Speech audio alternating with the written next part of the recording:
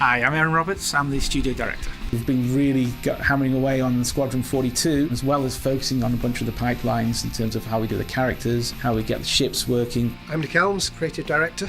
I'm Luke Presley, I'm a designer. Been working on things like lobbies, leaderboards, game modes, new game mechanics. I'm Paul Jones, I'm the art director. Hi, I'm Ian and I'm lead environment artist. We've done Arena Commander, we've done Broken Moon, Dying Star, Squadron 42. You know, we're just working like crazy on missions 1 to 10. Hi, I'm Bjorn Townsend. I'm lead vehicle artist. I'm Jay Malhotra. I'm one of the artists on the vehicle team. At the moment, we're mainly focusing on the Gladius, Gladiator, Retaliator, as well as a couple of cap ships. I'd say the thing I'm most proud of is the Vandal Swarm co-op mode. You pull that together in a day. Yeah, we managed to take the single player version and turn it into a co-op. We had nothing one morning, and then by the evening, there was 4 of us playing. A lot of noise from that side of the room. It was the most fun we've had. Just clicked. Yeah, it just worked. From what we've accomplished this year, I'm personally most proud of getting levels out to you guys. I mean, these levels are so big.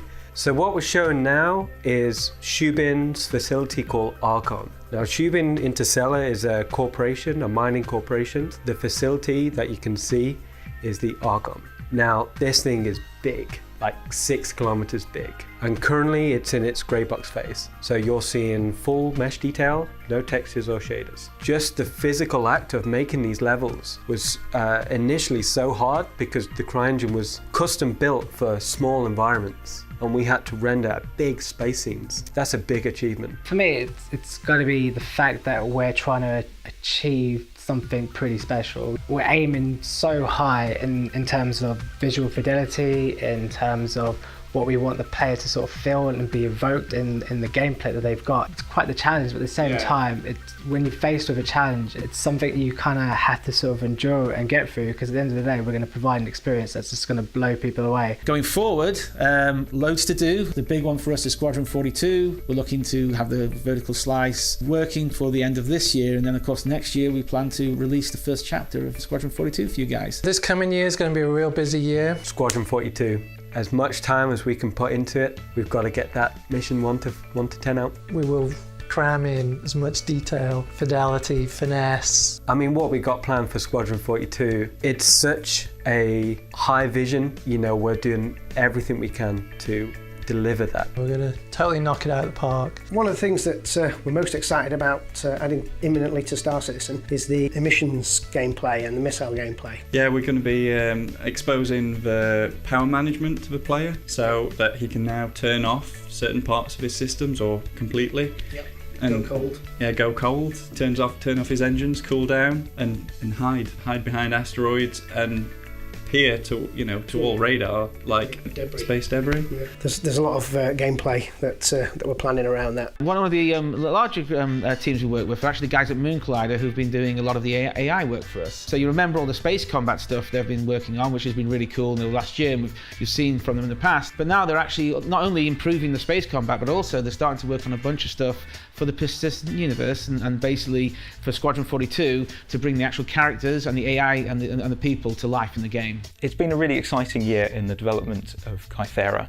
We started with dogfighting. At the very beginning of the year, we did have basic dogfighting working, but it was only AI versus AI. It wasn't until later on that you could actually start flying a ship as a player, and at that point we had to really tune the AI and start making it fun. And this finally accumulated in the release of Arena Commander, in particular the Vandal Swarm game mode, which is all about playing against AI. And we're really proud of that. It's the first time that Kythera is actually in use in a game by hundreds of thousands of people. Yeah, so it really reassures us that what we're doing is the right stuff. So one of the really interesting things they're working on right now is what we call smart objects.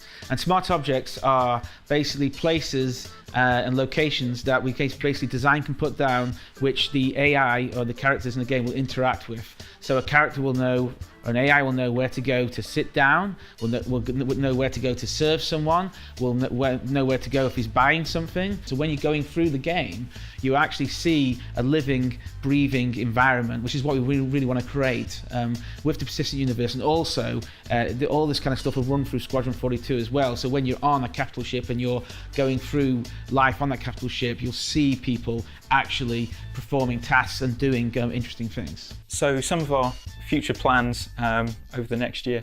We're going to be working on some of the basics of the PU, looking at the AIs interacting with other objects within the world. Yeah, giving them a schedule, and so they're going to have a whole heap of things that they'll do. You can watch them and they'll seem like they're intelligent, and it's part of a living world. Also making flight more advanced. We've got the dogfighting AI with single ships at the moment, but when the multi-crew ships come in and when the capital ships come in, we want to start controlling those and controlling different aspects of those. Yeah, so really groups of AI working together to coordinate a larger ship. It's pretty crazy the fact that there's probably literally hundreds of thousands of people looking at our work, following it, and just Every day.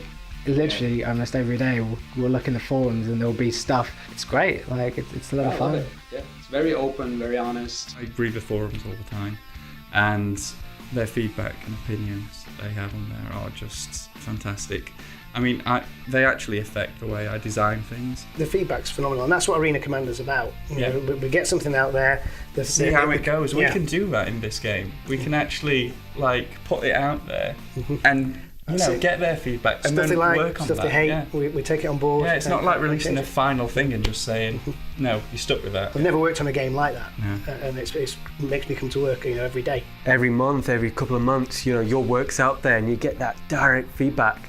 So you can actually tailor, your processes. It's quite an organic process. And then we brought in talented people. Now the whole team is the quality level is just growing and growing and growing, higher and higher. And I think the fans can see this, and that that's what I really like, is that I think they're sort of really appreciating where we're coming from. Strive to build the best damn space game in the world, and I think we're well on our way. So all in all, a massive year last year. We plan to have a bigger one this year coming, and I'm glad you guys with us along for the ride.